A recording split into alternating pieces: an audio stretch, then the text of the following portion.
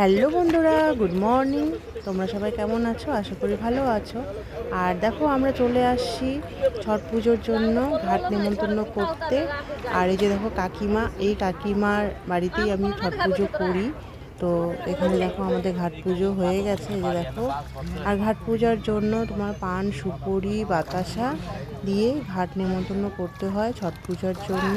তো আমাদের পুজো দেখো হয়ে গেছে, তাই ভাবলাম তোমাদের সঙ্গে একটু শেয়ার করি। এই যে দেখো,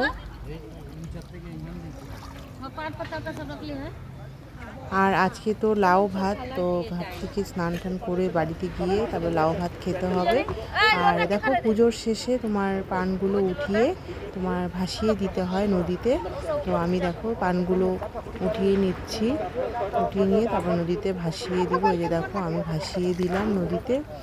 আর বন্ধুরা, তোমাদের কেমন লাগলো আমার এই ব্লগটা কমেন্ট করে জানিও। আর তোমরা সবাই ভালো থেকো, সুস্থ থেকো। আবার আসবো আমার নতুন আরেকটি ব্লগ নিয়ে। টাটা।